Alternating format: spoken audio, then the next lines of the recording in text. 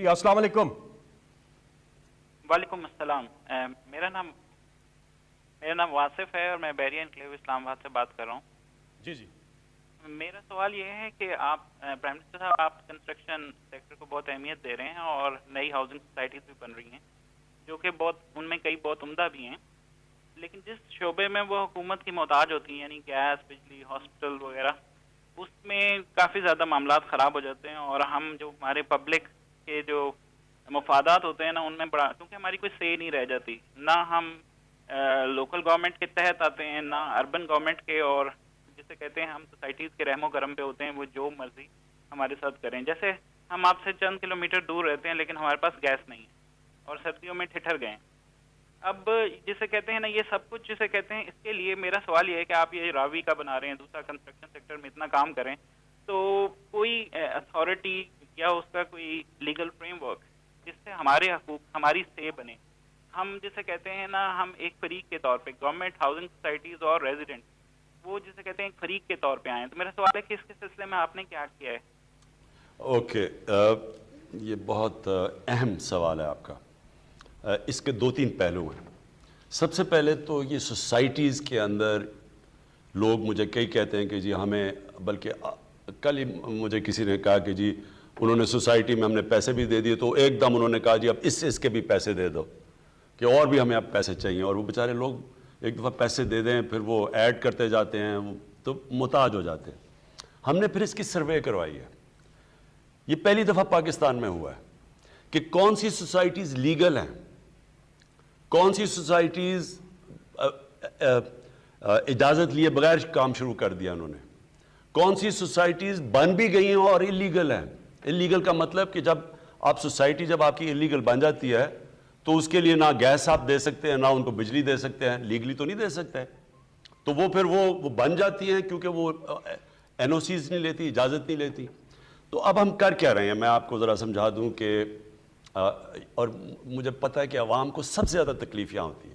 سب سے پہلے ہم نے اب فیصلہ کیا کون سی سوسائٹیز لیگل ہیں، اور وہ کوئی 30-40 اب تک تو ہم نے دیکھا ہے. ایل ڈی اے میں بھی چیک کر رہے ہیں، وہ سی ڈی اے میں بھی کر رہے ہیں، پشاور میں بھی کروا رہے ہیں، جدھر ہماری حکومتیں ہیں.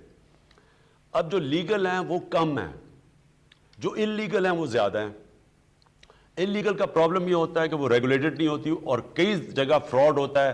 زمین دکھا دیتی ہیں، زمین ہوتی نہیں ہے، پیسے لے کے باہر بھاگ جاتے ہیں، جس طرح بڑے فراڈز ہوئے ہیں. اور اس کے اندر کیونکہ طاقتور لوگ ہوتے ہیں، اس میں پولیٹیشنز انوالو ہو جاتے ہیں، ان کی پشت پیسے دے دیتے ہیں لوگوں کو، تو ہوتا کیا ہے کہ وہ بیچارہ عام لوگ مارے جاتے ہیں.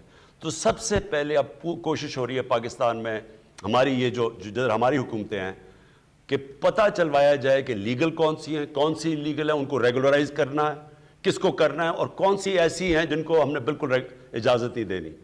تو ایک تو پہلے یہ ایکسرسائز ہو رہی ہے، اور انشاءاللہ میں نے ان کو ٹائم سیٹ دیا ہوا کہ 1 مہینے کے اندر مجھے اب پوری طرح پکچر چاہیے، اور اس کے بعد پھر ہم نے ایکشن میٹرکس بنانا ہے. کیونکہ اس کے اندر کیونکہ پیسہ زیادہ ہے، بدقسمتی سے سب کو پیسے کھلا دیتے ہیں، ہر گورنمنٹ ڈپارٹمنٹ کو پیسے دے دیتے ہیں، اس سے وہ گورنمنٹ ڈپارٹمنٹ کچھ کہتی نہیں ہے، اللیگل کنیکشن دے دیتے ہیں، اصل میں لوگ بیچارے مار کھاتے ہیں. تو ایک تو یہ ایکسرسائز ہو رہی ہے. دوسری چیز کنسٹرکشن کی اب میں آپ کو بات کرتا ہوں. یہ پہلی دفعہ پاکستان کی تاریخ میں کنسٹرکشن سیکٹر کو گورنمنٹ نے اٹھایا، اور اس کی جتنی بھی رکاوٹیں ان کے سامنے آتی تھی وہ ہم نے دور کی ہیں. ہم نے ان کے لیے ٹیکس بریکس دیے ہیں، ہم نے ان کے لیے آسانیاں پیدا کی ہیں، ون ونڈو آپریشن کی کوشش کر رہے ہیں. جدھر جدھر ہماری گورنمنٹ ہے ادھر تو ہم کر رہے ہیں. سندھ کے اندر ہماری گورنمنٹ نہیں ہے، ادھر ہمارا کوئی ادھر ہم کچھ نہیں کر سکتے.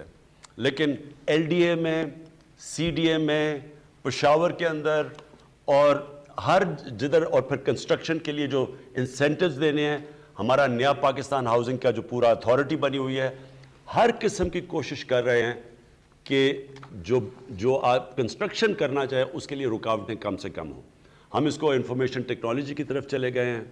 ہم نے اب پورٹلز بنا دیے ہیں، کمپلینٹ سیلز بنا دیے ہیں کہ جدھر بھی کسی کو پرابلم ہو وہ وہاں کرے.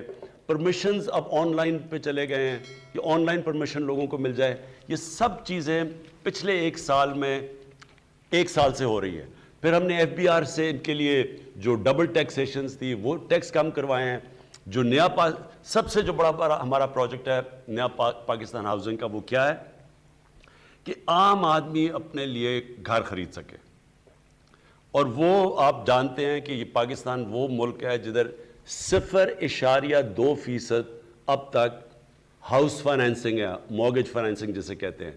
امریکہ کے اندر 80% ہے، 90% ہے، یورپ میں 80% ہے، ہندوستان جیسی جگہ میں 10% پہ پہنچ گئے ہیں، ملیشیا میں 30% ہے، پاکستان میں 0.2%. یعنی کہ آپ گھر صرف تب بنا سکتے ہیں آپ کے پاس پیسہ ہو.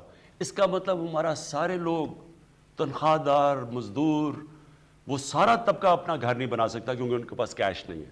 تو پہلی دفعہ ہم نے بینکوں کو ساتھ ملایا ہے، ہم نے یہ مورگیج فائنینسنگ شروع کی. آج کل آپ ٹی وی پہ دیکھیں پوری کیمپین چل رہی ہے کہ ہم کوشش کیا کر رہے ہیں، کوشش یہ کر رہے ہیں کہ ایک عام آدمی جو کرایہ دیتا ہے اپنے گھر کا، وہ بجائے کرایہ دینے کے وہ قسط دے دے اور وہ گھر اسی کا ہو جائے، اور وہ قسطیں دیتا جائے کرائے کی جگہ اور گھر اس کا اپنا ہو جائے. اس کو مورگیج فائنینسنگ کہتے ہیں. یہ بڑا مشکل سے ہم یہاں پہنچے ہیں، 2 سال ہمیں وہ قانون ٹھیک عدالت سے پاس کرنے میں لگا ہے. اب یہ شروع ہو گیا اور یہ آج کل ایڈورٹائز ہو رہا ہے. یہ ہمارا سب سے بڑا پروگرام ہے، اور اس سے ہماری کوشش یہ ہے کہ ایک تو سب سے بڑی چیز کہ ایک وہ آدمی جس کے پاس کیش نہیں اس کو گھر مل جائے. اس کے لیے گورنمنٹ ان کو انسینٹیوز دے رہی ہے، ہم سبسڈائز کر رہے ہیں. پہلے 1 لاکھ گھر کے اوپر 3 لاکھ روپیہ گورنمنٹ دے رہی ہے سبسڈی. یعنی کہ مثلا اگر 20 لاکھ کا گھر ہے بننا ہے، 20 لاکھ کا قرضہ لیا تو 3 لاکھ گورنمنٹ دے رہی ہے تاکہ 17 لاکھ ہو جائے. اور 17 لاکھ جب ہو جائے گا تو اس کا مطلب جو قسطیں ہیں وہ کم ہو جائیں گی، یعنی مہینے کی جو قسطیں دینی ہیں. تو ہم پوری کوشش کر رہے ہیں. نئی چیز ہے، بینکوں کو ابھی عادت نہیں ہے اس کی کیونکہ بینکوں نے کبھی کیا نہیں ہے، لوگوں کو مشکل پڑ رہی ہے. میں نے خود بینکوں کے پریزیڈنٹ سے بات کی ہے کہ اپنے بینکوں کے اندر برانچز میں آسانیاں پیدا کریں تاکہ عام غریب آدمی آئے اس کے لیے پوری سہولت دیں تاکہ وہ یہ فیسلٹی سے فائدہ اٹھا سکے.